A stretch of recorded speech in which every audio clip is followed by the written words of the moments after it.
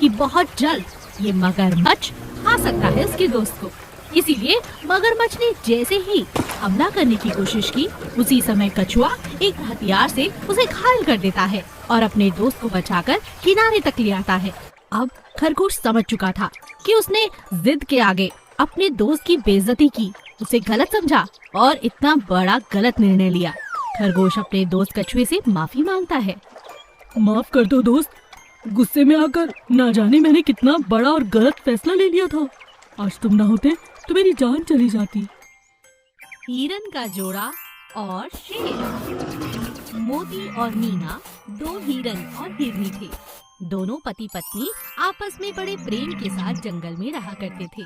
मोती अपनी पत्नी से बहुत प्यार करता था। एक दिन मोती अपनी पत्नी के जन्मदिन के उपलक्ष्य पर उसके लिए कुछ बहुत सुंदर सा गिफ्ट लेने के लिए जाता है, मगर रास्ते में उसे शेर दिख जाता है और शेर उस पर हमला कर देता है। यह सब होता हुआ उसकी पत्नी देख लेती है। मोती वहीं घायल हो जाता है और अपनी पत्नी से कहता है, तुम भाग जाओ मीरा, भागो, नहीं तो ये शेर तुम्हें भी खा जाएगा। जाओ जाओ, तुम चली जाओ यहाँ से, मेरी परवाह मत करना, जाओ। मोती रोता रोता अपनी पत्नी को वहाँ से भगा देता है। उसकी पत्नी रोते रोते जंगल से कोसों दूर चली जाती है।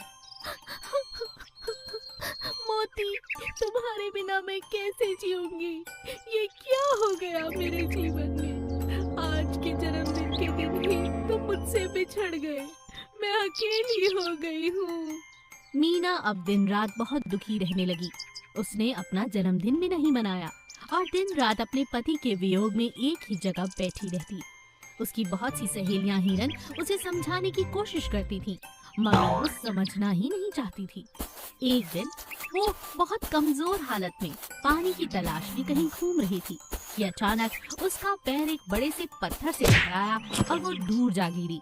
कमजोर होने के कारण उसका हिलना और उठना बहुत मुश्किल हो चला था और इसी बात का फायदा वो शिकारी उठाना चाहता था। जैसे ही शिकारी मीना के करीब आने लगा, एक हिरन उस पर हमला कर देता है। वो हिरन और कोई नहीं बल्कि मोती था। शिकारी घायल होते ही जोर जोर से चिल्लाने लगता है, बचाओ बचाओ, अरे पहली बार हुआ है कि किसी हिरन ने मुझ पर हमला किया। अरे इतना खतरनाक हिरन तो मैंने कभी नहीं देखा। ये आवाजें सुनकर मीना जाग जाती है और अपने सामने अपने पति को देखकर बहुत खुश हो जाती है। मोती मीना से कहता है, मीना अभी यहाँ से निकलो, बाद में सब समझा दूंगा, नहीं तो अगर ये शिकारी उठ गया तो हम दोनों को शहर ले जाएगा। मीना अपने पति के सहारे से अपने घर के पास पहुँच जाते हैं और तब मीना मोती से पूछती है, मोती तुम कहाँ चले गए थे? मुझे लगा तुम मुझे छोड़कर दुनिया छोड़कर जा चुके हो। मोती मीना से कहता है, अरे पगली, उस दिन मैं बहुत बुरी तरह घायल हुआ था। इससे पहले कि शेर मुझे खा पाता, अचानक एक शिकारी आया और उसने शेर का शिकार कर लिया।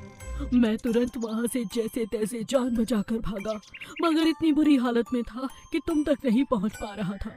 जब तक मैं स्वस्थ हुआ तब तक बहुत दिन बीत चुके थे और फिर मैंने तुम्हारी तलाश जारी की और देखो ना, आज समय से तुम मुझे मिल गई। मीना, तुम्हारे बिना जीना बहुत मुश्किल था मेरे लिए। ओह मोती। मीना और मोती फिर से गले लग जाते हैं और खुशी खुशी अपना जीवन जीने लगते हैं। बूढ़ी दादी का भूखा कौवा। एक गांव में एक बूढ़ी औरत अकेली रहती थी। वो अकेले ही अपनी जमीन पर थोड़ी बहुत खेती बाड़ी करके और सब्जियां गांव के बाजार में बेचकर अपना गुजारा कर लिया करती थी। एक दिन जब वो सब्जियां बेचकर वापस आई तो उसने देखा कि उसके घर के सामने एक कौवा घायल पड़ा हुआ है। अरे अरे अरे, क्या हुआ तुम्हें? तुम यहाँ कैसे गिरे? तुम्हें चोट कैसे लगी? ऐसा कहते हुए बुढ़िया ने कौवे को उठा लिया और अपने घर के अंदर ले गई। उसने कौवे की चोट पर मरहम लगाया, उसे खाने के लिए रोटी और पीने के लिए पानी दिया। पानी पीकर उसे होश आ गया और कौवे ने अपनी चोंच हिलाकर बुढ़िया का धन्यवाद किया। तब बुढ़िया ने उससे कहा, तुम फिक्र मत करो, तुम्हारी चोट जल्दी ठीक हो जाएगी और तुम फिर से उड़ने लगोगे। बुढ़िया ने कौवे की 3-4 दिन तक खूब सेवा की। एक दिन जब वो बुढ़िया सुबह सुबह उठी तो उसने देखा कि कौवा उसके घर में ही नहीं है, अरे कौआ कहाँ गया? उसे कोई बिल्ली तो नहीं ले गई? तभी बुढ़िया को अपने आंगन के पेड़ से काए काए की आवाज सुनाई दी। बुढ़िया ने देखा तो कौआ बिल्कुल ठीक हो गया था और पेड़ पर बैठा काए काए कर रहा था। अच्छा, तो तुम ठीक हो गए हो।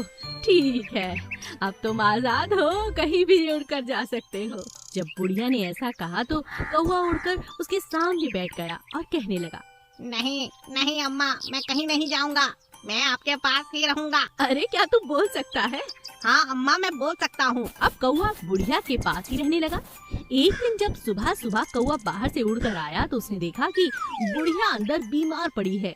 उसे बहुत तेज बुखार था और वो बुखार में दर्द के मारे कराह रही थी। कौवे ने अपनी चोंच से बुढ़िया को पानी पिलाया। पानी पीते ही बुढ़िया की आंखें खुल जाती हैं और तब कौवा कहता है, आप फिक्र मत करो, मैं अभी जाकर डॉक्टर को बुलाकर लाता हूँ। और कौवा उड़ता हुआ सीधा डॉक्टर के पास गया। डॉक्टर ने कौवे को देखा और कहा, अरे ये कौवा कहाँ से आ गया? उड़ाओ इसे यहाँ से। लेकिन कौवे ने झट से डॉक्टर की घड़ी उठाई और उसे लेकर उड़ने लगा। घड़ी काफी कीमती थी। डॉक्टर और उसके कर्मचारी भी पकड़ो पकड़ो कहते हुए कौवे का पीछा करने लगे और भागने लगे। कौवा उड़ते उड़ते सीधा बुढ़िया की झोपड़ी के पास गया और अंदर आ जाता है। जब डॉक्टर और उसके कर्मचारी झोपड़ी के अंदर गए तो बुढ़िया को बीमार देखकर सारी बात उनकी समझ में आ गई।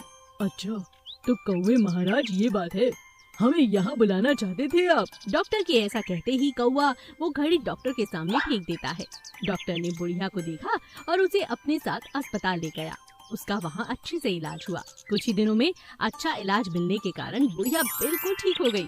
आज तुम्हारे कारण ही मैं जिंदा हूँ, तुम्हारा बहुत बहुत शुक्रिया। और ऐसा कहते ही बुढ़िया ने कौवे के माथे को अपने हाथों से सहलाया। जैसे ही बुढ़िया ने कौवे को सहलाया वो एक जवान आदमी में बदल गया। यह देखकर वो बुढ़िया हैरान रह गई।